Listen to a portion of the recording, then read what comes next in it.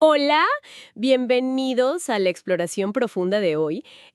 Vamos a iniciar con muchísimo entusiasmo porque el viaje que tenemos por delante nos lleva directamente a uno de los momentos más místicos y francamente más complejos de los textos antiguos. Así es, y vaya que es un texto denso. Totalmente.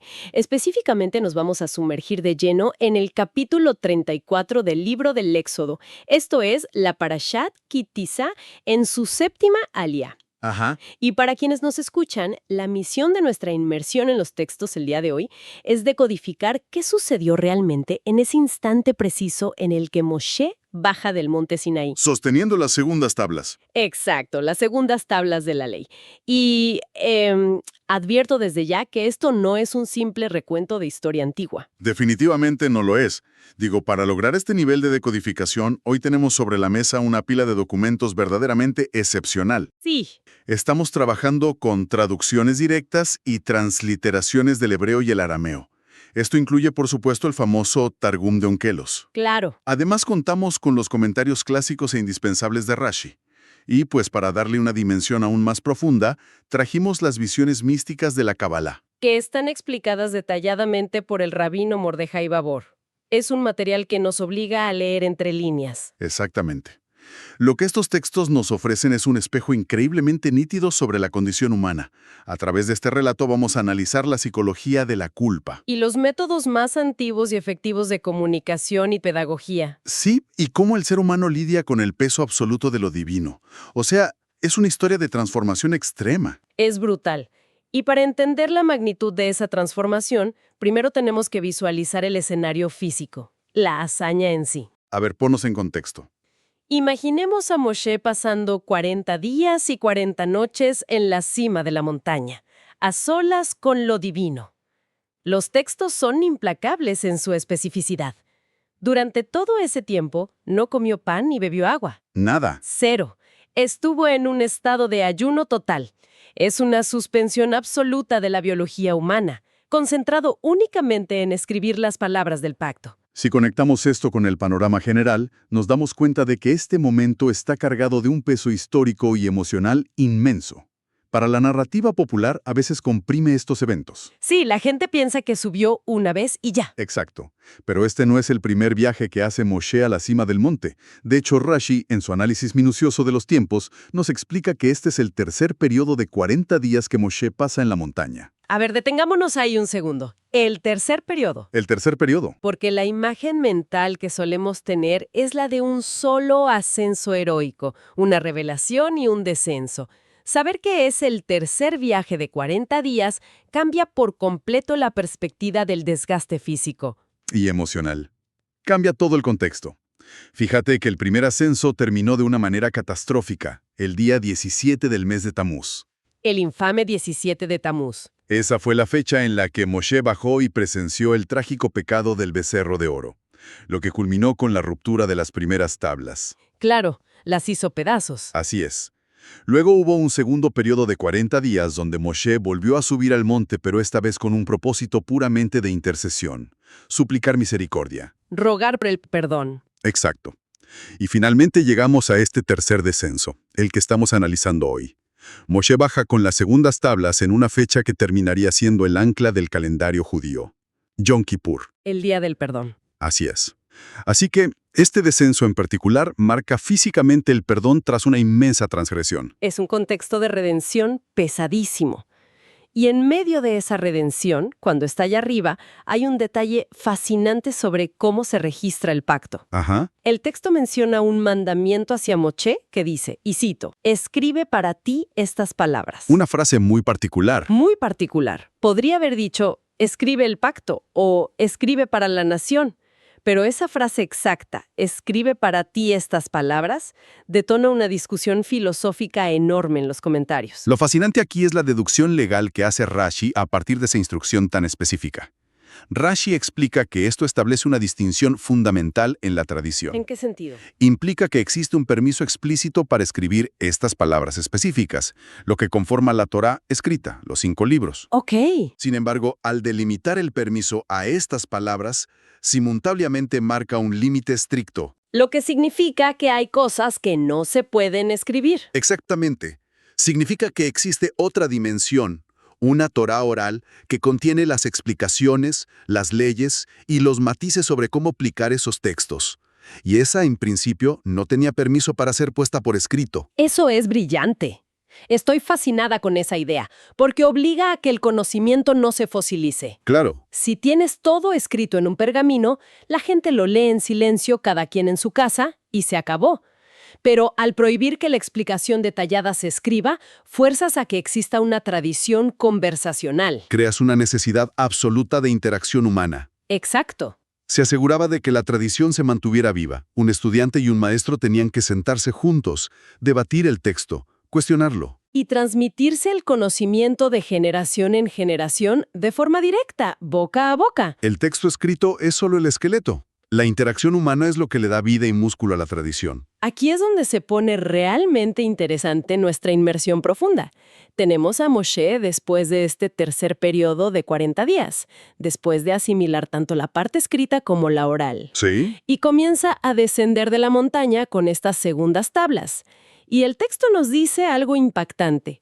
Moshe baja sin darse cuenta de que la piel de su rostro emite rayos de luz. Su cara está resplandeciendo. De una manera incomprensible. Y antes de adentrarnos en las implicaciones místicas de esa luz, creo que es vital hacer una pausa para aclarar uno de los horrores de traducción más famosos y persistentes de la historia. Uy, sí.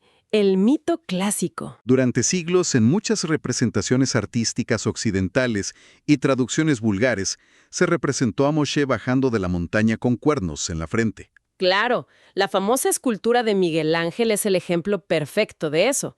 Ves la estatua y tiene literalmente 2 cuernos saliéndole de la cabeza, lo cual siempre ha sido una imagen muy extraña para un líder espiritual. Y es una imagen basada puramente en un tropiezo lingüístico. El análisis de nuestras fuentes lo aclara de forma tajante. El rabino Babor señala que a Moshe no le salieron cuernos. 0 cuernos. 0. Lo que ocurre es que la palabra hebrea original en el texto es karán, que se refiere a irradiar o emitir luz. Ok. Sin embargo, esta palabra comparte la misma raíz que karnaim, que significa cuernos. La razón de esta raíz compartida es muy visual. Por la forma de la luz. Exacto. La luz que irradiaba el rostro de Moshe se proyectaba de una manera específica concentrada, similar a la figura cónica o puntiaguda de un cuerno. Eran haces de luz direccionales, rayos de esplendor, no protuberancias físicas de hueso en el cráneo. Aclarado ese mito histórico, la pregunta que surge de inmediato es, ¿de dónde vino exactamente ese brillo? Digo, la piel humana no emite rayos de luz incandescentes de la nada. No, desde luego que no. Y en la pila de documentos que tenemos hoy, encontramos 2 perspectivas para explicar este fenómeno. Y las 2 son espectaculares. La primera es la perspectiva de Rashi, que se basa en un evento retrospectivo en la montaña. A ver. Rashi relata que ese esplendor se impregnó en Moshe cuando él estaba oculto en una cueva. Hubo un momento en que la presencia misma de lo divino pasó junto a él. Ajá. Y para proteger a Moshe de esa intensidad, se describe que se puso la palma de su mano sobre su rostro. La palma de la mano de Dios. Así es. Es ese contacto, esa protección directa frente a la inmensidad de la gloria divina, lo que dejó un residuo de luz innegable e imborrable en la piel de Moshe. Es una imagen poética tremenda. La idea de que la protección deja una marca de luz literal. Es muy poderosa. Pero luego tenemos la explicación mística, que debo admitir es una de mis partes favoritas de la exploración de hoy. Ya sé para dónde vas. El rabino Mordejai Babor nos trae la perspectiva de los sabios de la Kabbalah. Ellos abordan este resplandor desde un ángulo completamente inesperado. Lo llaman el misterio de la tinta. Es una de las tradiciones más sutiles y profundas de los comentarios. Para quienes nos escuchan, imaginen la escena. Según la Kabbalah, Dios le está dictando la Torá a Moshe, palabra por palabra. Moshe está escribiendo metódicamente. Y de repente llegan a un versículo particular que hoy encontramos en el libro de los Números. Un versículo que describe el carácter del propio Moshe. Exacto. La instrucción de dictado es que Moshe debe escribir la frase Moshe es un hombre muy modesto o muy humilde. Piensa en el cortocircuito psicológico de ese momento. Totalmente. ¿Eres el líder de una nación? Estás escribiendo el texto más sagrado y tienes que escribir de tu propio puño y letra que tú mismo eres el hombre más humilde de la tierra. Es una paradoja tremenda. La pura acción de escribirlo parece contradecir la afirmación. Y la reacción de Moshe ante ese dilema es clave. Los cabalistas dicen que por extrema humildad y modestia, Moshe se rehusó a escribir la palabra completa tal como le fue dictada. Trató de resistirse. Sí, y cuando finalmente no tuvo otra opción más que registrar la frase, omitió a propósito una letra. Omitió la letra Yud, que es la letra número 10 del alfabeto hebreo. Su intención era hacer la palabra un poco menos absoluta. Restar un poco de grandiosidad a la descripción de su propia persona. Y ahí es donde ocurre la magia. Sí, Al omitir esa letra minúscula, a Moshe le sobra una gota de tinta en su pluma. Y la Kabbalah afirma que ese pequeño resto de tinta que quedó sobrante, puramente como resultado de una profunda modestia humana, fue lo que se impregnó en su rostro. me fascina. Esa tinta no utilizada se transformó en los inmensos rayos de luz. Lo que nos dice sobre el sistema de valores de este texto es brutal. Sí, la luz más cegadora, el resplandor más sagrado, no proviene de una demostración de poder o de ostentación, sino de un acto silencioso de extrema modestia. Es la humildad materializada en luz. Es una metáfora exquisita sobre cómo la verdadera grandeza se manifiesta precisamente cuando el ego se retrae. ¿Así es? Pero, como suele suceder en estos relatos, las alturas místicas tienen que chocar inevitablemente con la dura realidad del campamento humano. Moshe llega con el pueblo. Su rostro está irradiando esta luz espectacular. Y la reacción de la gente no es de asombro maravilloso ni de reverencia pacífica. Para nada. Es de terror puro y duro. El texto dice que Aarón y todos los israelitas ven su tez despidiendo rayos de luz y tienen un miedo terrible de acercarse a él. Empiezan a retroceder. A ver, voy a jugar un poco al abogado del diablo aquí. Adelante. No es una reacción completamente natural. Si yo veo a un familiar o a un líder bajar de una montaña humeante y su cara está emitiendo rayos de luz direccionales como faros, mi primer instinto va a ser correr en dirección contraria. Claro. Independientemente de cualquier otra cosa, el instinto de supervivencia dicta que te alejes de lo desconocido. Es un punto válido, pero esto plantea una pregunta importante que Rashi no deja pasar. Rashi nos invita a comparar las reacciones del pueblo con eventos anteriores. Y aquí es donde entra la verdadera psicología de la escena. A ver, explícanos eso. Antes de cometer el fatídico pecado del becerro de oro, el texto nos dice que los israelitas presenciaron la gloria divina directamente en la cima del monte. Se describía como un fuego devorador a la vista de todos. Un espectáculo inmenso. Infinitamente más imponente, peligroso y abrumador que el rostro de un hombre brillando. Y en esa ocasión, al ver el fuego devorador, no temblaron. No tuvieron terror de acercarse ni retrocedieron. Entonces el argumento es que su umbral para tolerar manifestaciones divinas ya era altísimo. Habían visto cosas peores o más grandes sin inmutarse. Exacto. Y eso revela que el miedo actual no es un simple instinto de supervivencia ante lo desconocido. Rashi expone que este es el verdadero y devastador poder de la transgresión.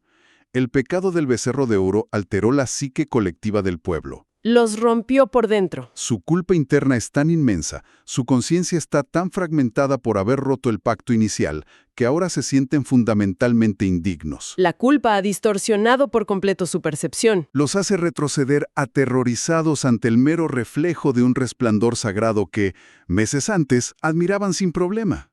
Nos muestra cómo la culpa nos aliena y nos hace temer irracionalmente a aquello que representa la pureza o la verdad. Ok, vamos a desempacar esto un poco, porque logísticamente Moshe tiene un problema práctico monumental en sus manos. Un desafío enorme.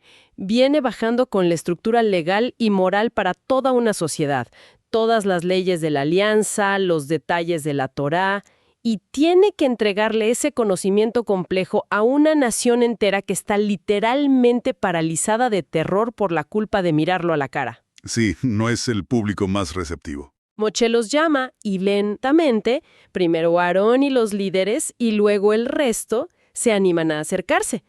Pero, ¿cómo logras transmitir un cuerpo de información tan denso en esas condiciones? No puedes simplemente pararte en una roca y gritar las leyes a una multitud asustada y esperar que las memoricen. Sería imposible. Y por eso, la solución no es un discurso multitudinario, sino una estructura de enseñanza que es una verdadera masterclass de pedagogía metódica. El método del Tratado de Erubín. Exactamente. El Tratado Talmúdico de Erubín, que se cita en nuestras fuentes, describe el sistema riguroso que se implementó. Es un proceso concéntrico, paso a paso, diseñado para asegurar que el mensaje no solo se escuchara, sino que se internalizara a la perfección. Y el método descrito en Erubín es fascinante por su paciencia. No es algo que se resuelve en una tarde. Empieza lógicamente con la fuente. Moshe aprende el tema o la ley directamente de la boca de Dios. Esa es la lección original. A partir de ahí, arranca el proceso humano. Primero, entra su hermano Aarón completamente a solas. Moshe le enseña la lección completa a él, asegurando que el sumo sacerdote tenga la versión directa y sin filtros. Y una vez que termina, Aarón no se va. Se retira de enfrente de Moshe y toma asiento a su izquierda. Ok, ¿y ahí quién entra? Ahí entra el siguiente círculo. Entran los hijos de Aarón, Eleazar e Itamar. Moshe les enseña exactamente la misma lección a ellos. Y Aarón sigue ahí. Exacto.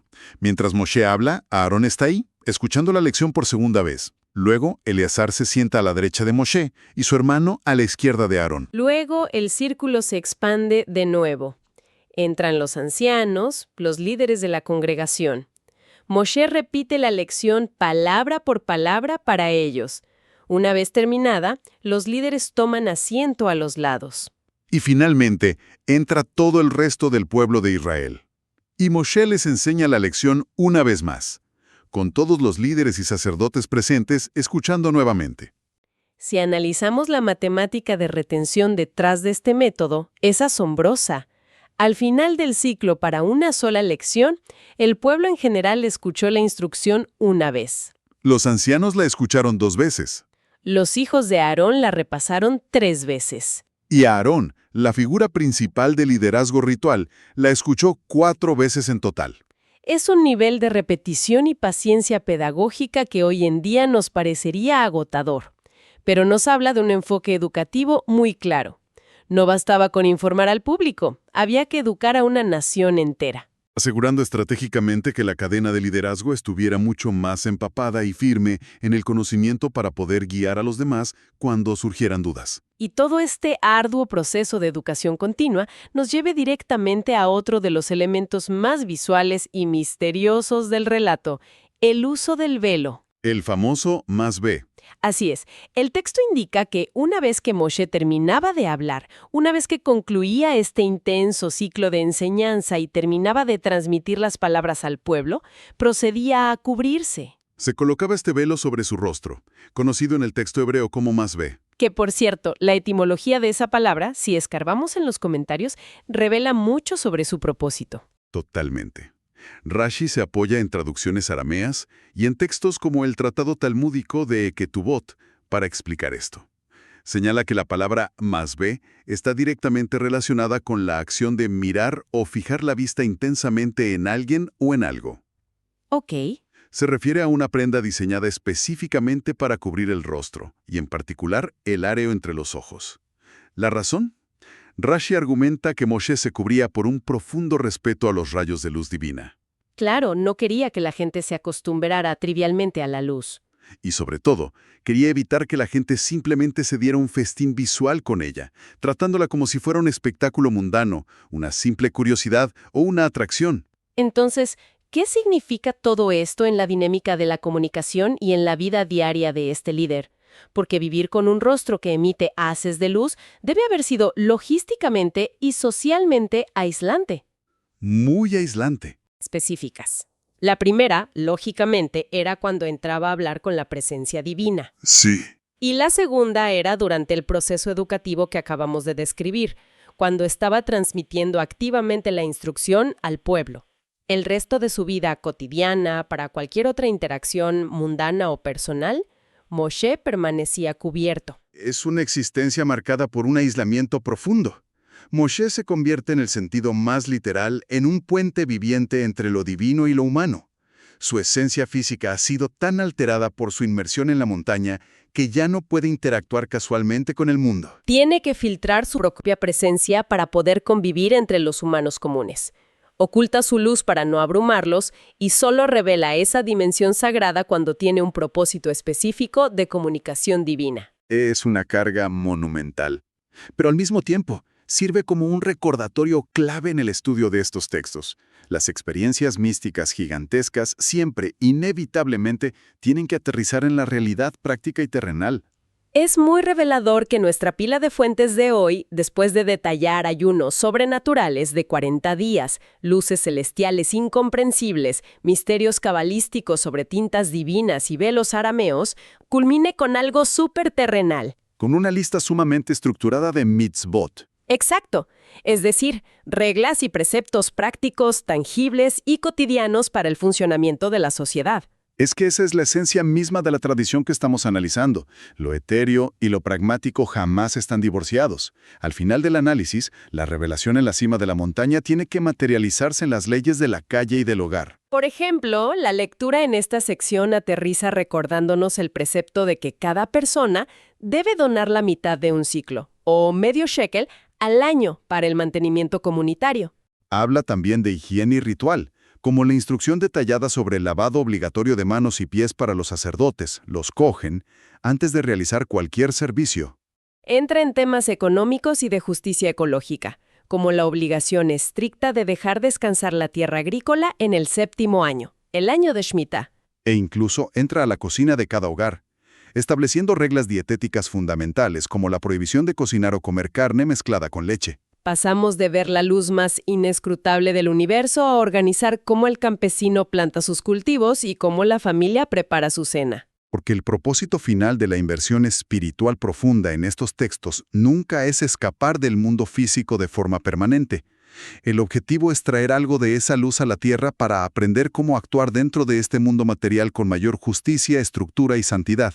Ese contraste entre lo cósmico y lo cotidiano es un resumen perfecto para ir acercándonos al cierre de la exploración de hoy. Para quienes nos escuchan, esta inmersión en el capítulo 34 del Éxodo nos deja con reflexiones que atraviesan los siglos. Sin duda.